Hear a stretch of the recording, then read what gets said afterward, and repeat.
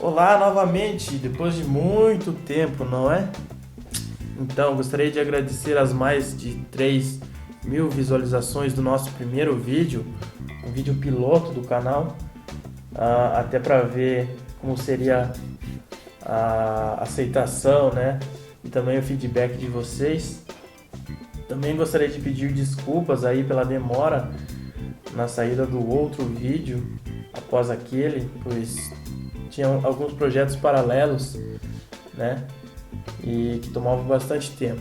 Então, sem mais delongas, vamos começar o nosso exercício de hoje. O exercício também do Introdução à Mecânica dos Fluidos, sexta edição do Fox, certo?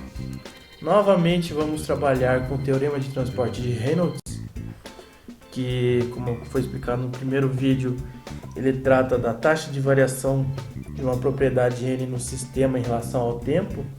Ela seria igual à variação dessa mesma propriedade dentro do volume de controle, mais a taxa líquida do fluxo desta mesma propriedade através das superfícies de controle.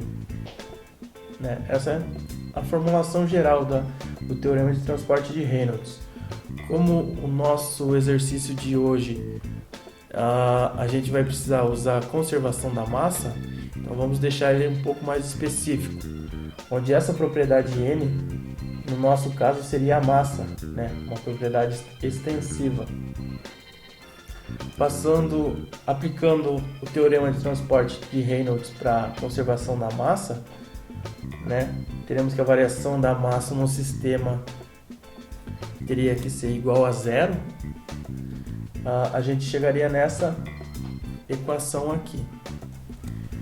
E apenas para revisar, né, na questão da parte do produto escalar entre o vetor diferencial de área e vetor velocidade, nada mais é que o produto entre os vetores vezes o cosseno do ângulo formado entre eles, né?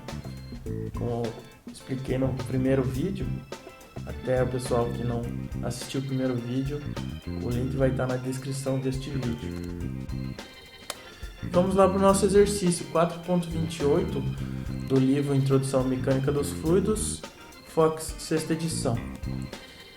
Neste exercício ele nos dá um acumulador hidráulico, né, que tem o intuito de reduzir as pulsações de pressão do sistema hidráulico. E ele nos pede a taxa a qual o acumulador ganha ou perde óleo hidráulico, né? Também é um exercício que a gente usa conservação da massa, certo? Então, primeira coisa, eu passei todos esses valores para o sistema internacional. Eu acho mais cômodo até trabalhar os valores e medidas tudo no sistema internacional. Acho mais prático e mais didático, né? Bom, então vamos fazer as nossas considerações simplificadoras. Trata-se de um regime transiente, né? Neste exercício, onde as propriedades variam com o tempo. O fluido em questão é um óleo hidráulico, então vamos considerá-lo como um fluido incompressível, ou seja, sua massa específica é constante. E na saída 2 ali, o fluxo é uniforme, né? A velocidade tem um perfil uniforme. Bom, em seguida a gente precisa estabelecer o nosso volume de controle, lembrando que temos que ter cuidado em selecionar este volume, pois temos que englobar todas as superfícies de controle onde há fluxo de massa, né? O nosso problema. Então, nosso volume de controle ficaria mais ou menos assim, mostrando aqui a superfície de controle 1 e deste lado a superfície de controle 2, né, que engloba a saída, e aqui a entrada. Então, a gente precisaria aplicar o Teorema de Transporte de Reynolds para a conservação de massa, fazendo a expansão deste segundo termo para a superfície de controle 1 e a superfície de controle 2. Em seguida, como a massa específica é constante, por se tratar de um fluido incompressível, podemos tirar ela para fora da integral aqui, nesse termo também e neste outro termo também. Como ela é comum a todos os termos, a gente pode colocar ela em evidência e passar dividindo para o outro lado aqui, simplificando a nossa equação, que ficaria mais ou menos assim. Bom, vamos, agora que a gente já tem a equação mais simplificada, certo? Vamos parar um pouco e analisar ela.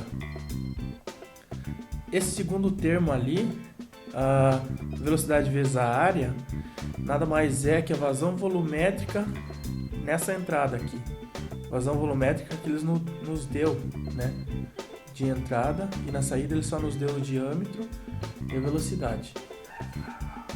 Então, velocidade vezes a área, a gente sabe que é a vazão volumétrica. Nesse outro termo é a vazão volumétrica de saída, assim como a gente pode ver aqui, diferenciei nas cores para ficar melhor a visualização.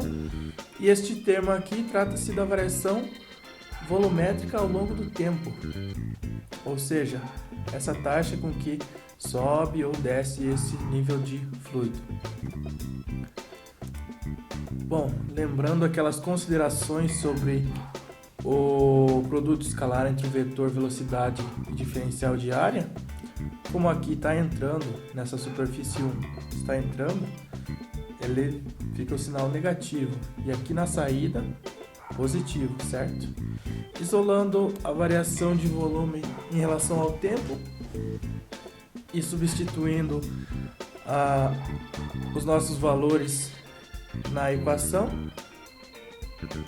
a gente encontra uma variação volumétrica com o tempo de menos 6,86971 vezes 10 a menos 4 metros cúbicos por segundo. Tá, agora vamos parar para analisar um pouco este número. Então, essa taxa de variação volumétrica, certo? Desculpa. Qual o significado matemático desse valor de menos aqui? A variação deu um valor negativo, ou seja, dentro desse reservatório aqui, pelo que a gente encontrou, ele está perdendo, com o passar do tempo, ele está perdendo volume de óleo hidráulico, certo? Então esse nível aqui, com o passar do tempo, ele está diminuindo, correto? Por quê? Porque a gente encontrou esse sinal negativo. Se fosse sinal positivo, esse acumulador hidráulico estaria acumulando, ganhando volume de fluido aqui dentro. Então, para fechar o nosso problema, fazendo algumas considerações finais sobre o resultado, como a variação de volume em relação ao tempo teve sinal negativo, conclui-se que o reservatório está perdendo volume, né, que faz sentido com o transcorrer do tempo. Bom, esse é o exercício que a gente ia resolver hoje. O pessoal pediu exercícios mais elaborados, né? E esse é um dos principais exercícios de regime transiente, ainda em conservação de massa, que encontra no Fox, sexta edição, né? E é um exercício um pouco mais elaborado, que testa a nossa capacidade ali de percepção de algumas propriedades, né? Algumas considerações. E é isso, pessoal. Vamos tentar fazer mais vídeos aí na medida do possível. E não se esqueçam de avaliar esse vídeo. Se você gostou, clica no joinha. Caso não tenha sido pertinente ou não tenha te ajudado, pode clicar em não gostei, faz parte também. E é isso, pessoal. Bons estudos e até a próxima.